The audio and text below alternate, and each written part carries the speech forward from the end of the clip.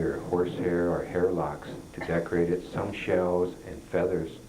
But when the beadwork came into existence, our people accepted it as a way that we wanted to be clothed and or decorated with, and so it just took off.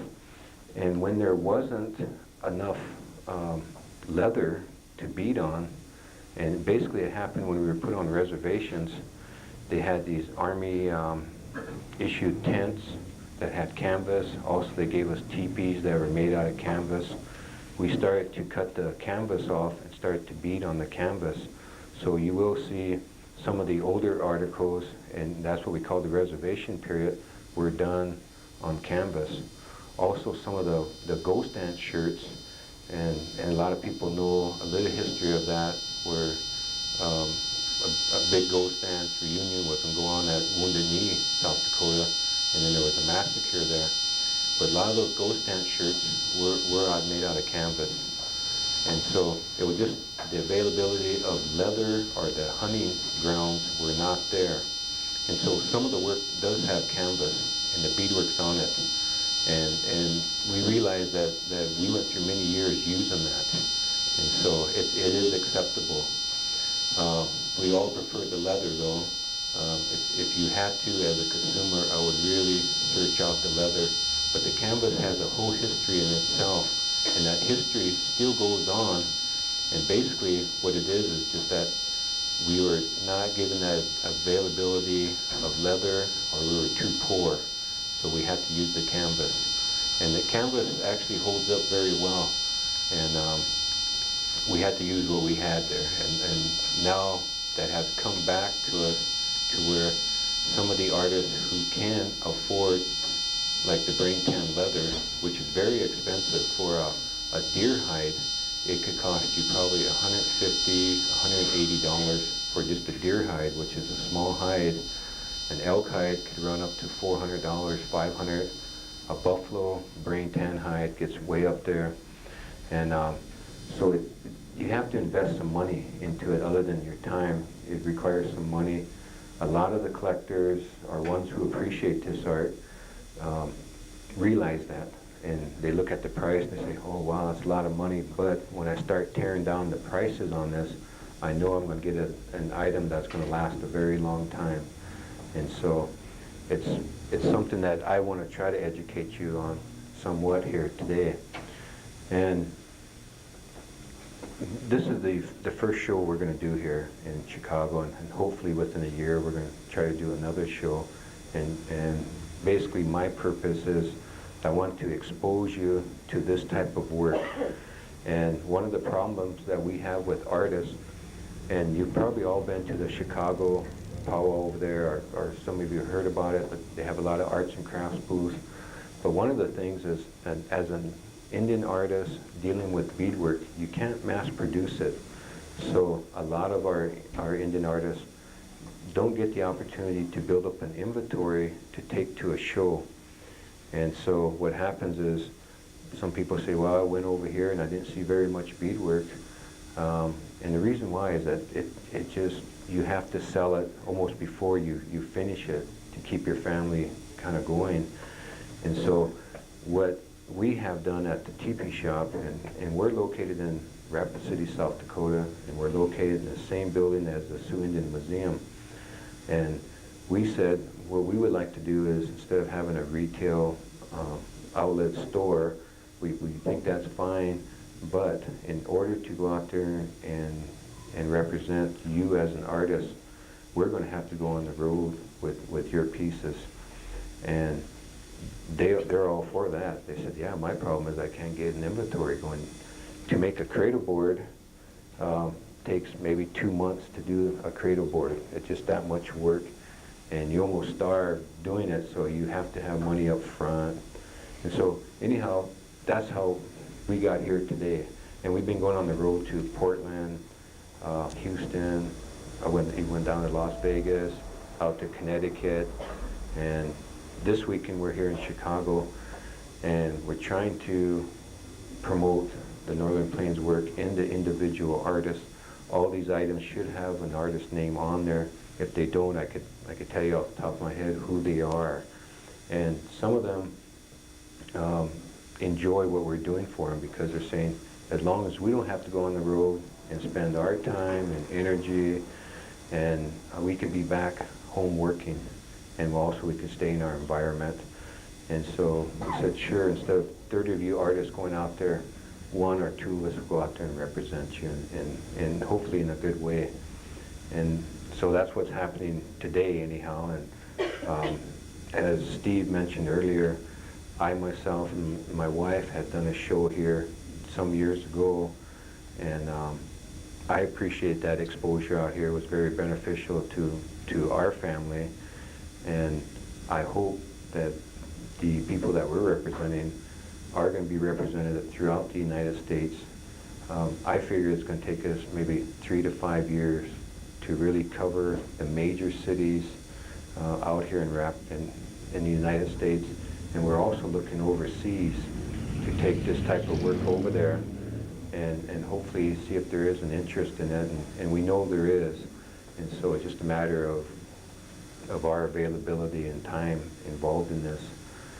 And I want to mention that besides the quill work and the beadwork, we get into the hide paintings, we get into some contemporary pieces such as these carvings right here. These are actually, this one has a really nice story to it. It's a spirit buffalo hunt. This person supposedly is died on this buffalo hunt, and the person is up in the constellation, and this person, the man is made out of leather, and he has some feathers there, and he has his lance, and then we have the spirit buffalo down here, and we still want to project that image that it's still alive in our culture, and it's becoming more visible every day, that the relationship between the Lakota man, his horse, and the buffalo, and the unknown is what we really emphasize in that piece right there. And that's a contemporary piece, but it has an old story to it. So that's how that artist is able to be successful and be right. Not too many people will criticize him for his work because he's doing something different, but yet he's using an old concept. And this is one of his horses. His name is Melvin Ironcloud. He's from the Pine Ridge Reservation in South Dakota, and he's showing the warrior there. Also, we have weaponry that we have a lance, we have several war clubs, bow cases, and the bows are all functional. They're just not for looks. The bows are made either like from ash or elm. We have a lot of it in our area. The arrows are made from choke cherries or from willow. And we have turkey feathers on there. And then we have the beadwork, and this piece of leather is smoked, and that waterproofs that item right there. And a long time ago, they would almost smoke everything that they had, and it would just give it an extra life because they would use it so much. And if you went into a teepee a long time ago, you would see the back of the teepee very similar to this. They try to hang up everything on that because there was a lot of insects at that time, a lot of things that would chew on these items or try to deteriorate from. So everything would be hung up just very similar to this. And I want to mention about the cradle board. The women, after carrying the child for 9 months, then they would turn right around and carry the child on the cradle board on their back for another 9 months. And the women never let us forget that. They would always bring up stories, and especially when you're getting an argument, is, yeah, we did this, and then you guys even valued sometimes your horses over us, and we're our heads are slowly going down, and so I just tell my wife, okay, you can buy the pair of shoes, okay, don't bring none of this stuff up. But they had a very important role. it's just the whole camp they took care of. And like I said, they even, the man would kill the buffalo, the women would run out there, butcher it, take out all the choice meat, mostly everything was used, take the hides back, tan the hides, either make it into leather or rawhide. And rawhide is what you see on the, like the shield. It's to stop arrows and a blow of a war club or a lance from hurting you. It's thick and it's hard. So you get two items out of a skin. It could either be soft, and you keep on scraping it, breaking down the fibers, or you can make it into rawhide. And the rawhide was used for many reasons also. But then the women would do all that, and then they would dry it out. They would dry out the meat and the hides, and then they would cook the food, and then they would bead the article, and then the men got to wear them on that deal. So we made out pretty well too. Now these days, I do want to mention that a lot of the men are into the beadwork, and basically the reason why is that if the jobs aren't out there, and a lot of these reservations, it's like 75% unemployment, is that they still want to maintain their culture, and they have chosen to take on beadwork and cool work to do that, and it's become, it's not even questioned anymore. It's just acceptable that they are there and they're doing very good work. They're very competitive, and like I said, on Douglas Fast Horse, he has took first, second, third place down in Santa Fe, and we're making a large, we're competing with the women in that field anyhow of the artwork. But I do want to give the women a lot of credit, and we always say they were the backbone of our nation, and for everything that they have done. And then the men usually did the hunting, we did the protection, and we also did the wars, and we also provided the leadership on the direction of if the camp should move somewhere, or on important decisions that dealt basically with physical emotions or actions. And I could probably go on all day about all this work, and you will see some contemporary items such as tray cloth, brass beads, tin cones, mirrors. Those were all brought in with the traders, and we appreciate that. We picked it up, we accepted it. The metal knives helped us, and we did trading for those, and you'll see those articles kind of incorporated into our work. And that age right there is what the major change came. Even other tribes looked at the Lakota people and said, boy, look at all that beadwork, and they got these little shiny things, and they got these metal knives, and they were very impressed by that.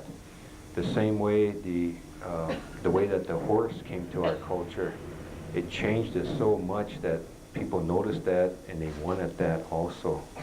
And so where we're at today in the art market is that we have a lot of gift shops representing our people. That's the main source where you can get our items at, and then at powwows you can go to. I was explaining that casinos, Indian casinos now, the ones that are successful anyhow, are bringing in a lot of money, and they want to invest it back into the culture.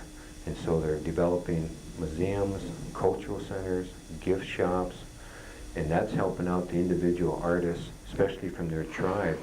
They're buying from them on a steady, constant basis. The only bad thing about that, and it's kind of yet to be seen, it's going to take a time to watch it, but are we losing some of our culture because of the casinos and the impact that it has on our people? And especially when you have a small reservation, and some of these they only have like 200 members. If the casino takes everybody and gives them a job, or even turns it around, and 80% of the people are working at that casino, who's going to keep up your culture? Because the casino life is just really exciting, and it's rewarding. They're making some money, and so we're afraid we might lose some of that. So we have to balance that out. And a couple of things that are important is that when you're working with your crafts as an artist, you feel that you're doing a job that's pure.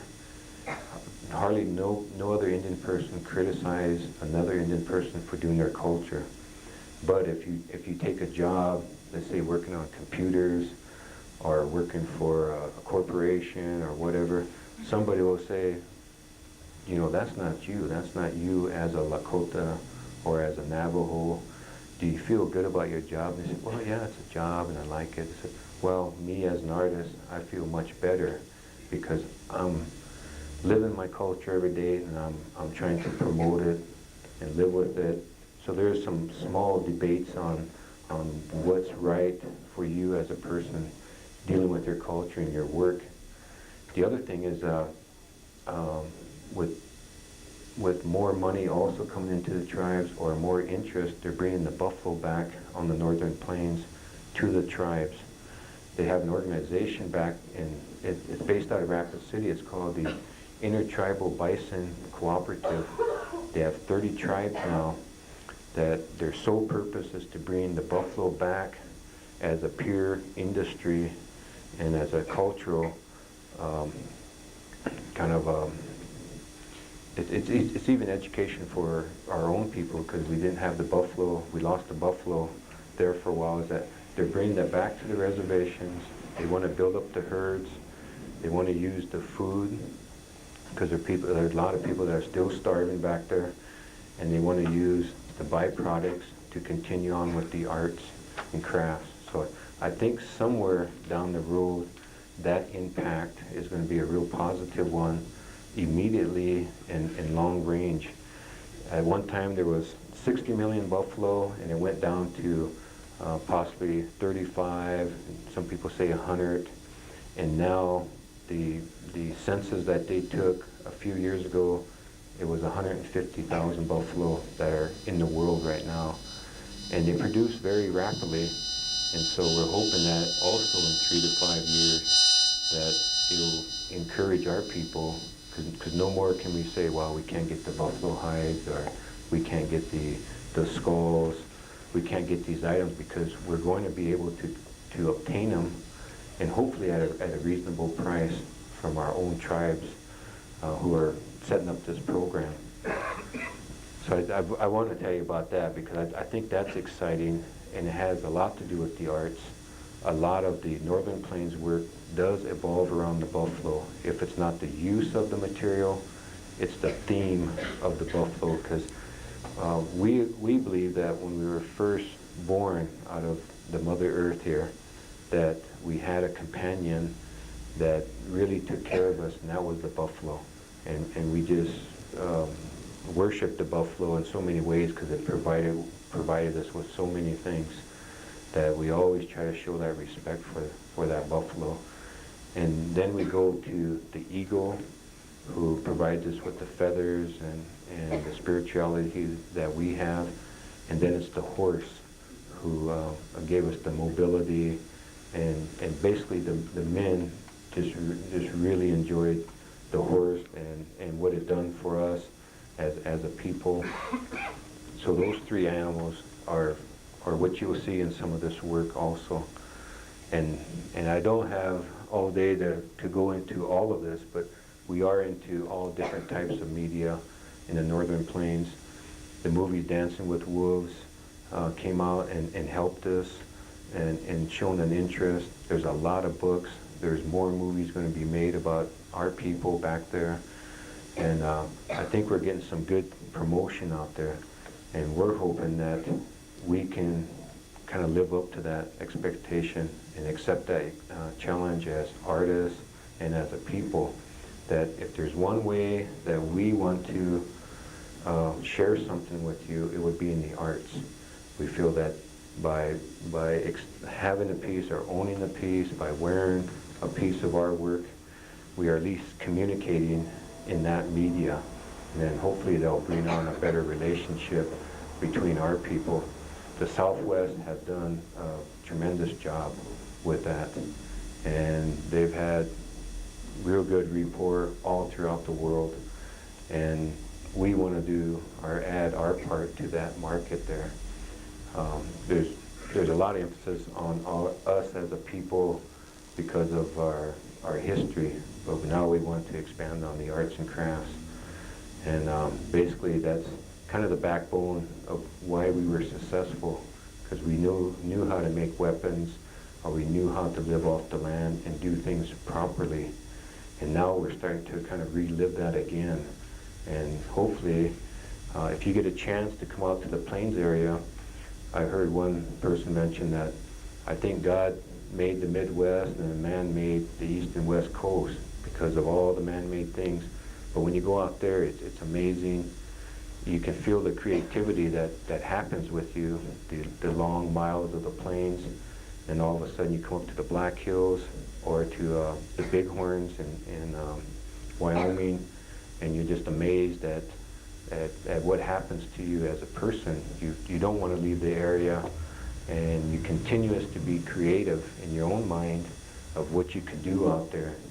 And that's how the Lakota people all the time had that feeling of they want to create, they want to do some, but it's a feeling of freedom. And so that work is also reflected in here. And if you have some questions right now, I would answer them. And if you have some that you want to ask me after the presentation, that's fine too. And I also want to say that Reinhardt here has studied quite a bit of the Northern Plains culture. He can ask, also help you, and then Jan and Steve been involved in that. And so I'm open right now for anything dealing with the arts. I had a couple Sure. of questions. I wanted to show you something I've hanged. Sure. At beadwork, it was a bag. I have no idea what it is, or Northern Plains. I was wondering if you could just give a little gander there and see if it is a Northern Plains item, and Yeah, it's I would say it's a pipe bag, and pipe bag. yeah, and it's probably like a woman's pipe bag or a smaller pipe bag. Because of the And size? yes, for the size. The men usually, I have some stems over here, but the men usually like their stems anywhere between a foot to 2 feet long, and here's an example of some pipe bags. I kind of noticed how much longer Yeah. bags were. And so like we have pipe bags like this still today. It's just that the women prefer the smaller stems, the smaller bowls, and I would say this is it got a lot of old beadwork on there, and then Metal, is that like during the trading period you mentioned? Sure, traders yeah. came in with tin cones? the tin cones, and they still put the tin cones on a lot of contemporary pieces. If you go to the powwows, you could hear the bells and those tin cones, and then they use skull cans for the jingle dress, and that's just another way that we have kind of added that to our culture on that. But it's a very nice piece, and it is smoked, and so it's going to stay around for a long time too. Yeah, it seems like an aroma when you would take the tin Yeah. out of the case and that. I was thinking, is this thing breaking down because of the aroma? No, It's the smoke. sometimes we get children that come up to the booth, they go, "Oh, what's that smell?" And then we get somebody that comes, "Oh, that's just the most beautiful smell I ever, oh, I could just smell that smoke," and other people just don't know what to think on that, so we try to put a little sign that says smoke brain tag, just so they won't be looking at me funny or something. Northern Plains Indians made that, or? Yes, yeah, that would basically be a Northern Plains design, and the structure of it is the beadwork does go up the side, either one side or 2 sides, usually on pipe bags, and then they might put a shell somewhere in the middle, and then they might put some full work on the bottom, which is basically a man's pipe bag. But yeah, that's a really nice piece there. Is that for ceremonial purposes or everyday kind of square? Well, it houses the most sacred item that we have is the peace pipe or the ceremonial pipe. So it is a ceremonial bag, and other than the pipe, as far as objects anyhow, the eagle feather, they have containers for that, which would be the second most important item that we have. Anything else? If not, I'll be around here for a while. And we got the Southwest work that maybe a lot of you people have seen in the Northern Plains. I don't think you could ask for much more than that. So enjoy yourself here. Thank you.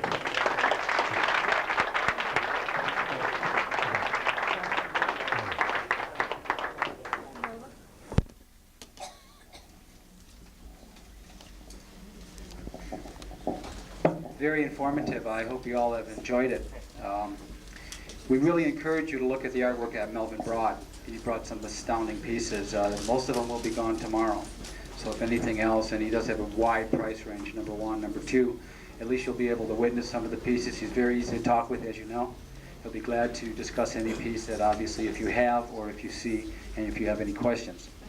One other note, if I may, we will be having ongoing shows, lectures, and sales and demonstrations throughout the year. And for those of you who are new to our gallery and would like to get on the information list for these shows, feel free to fill out a mailing list at our counter. And I want to tell you, thank you very much for coming. I hope you enjoyed.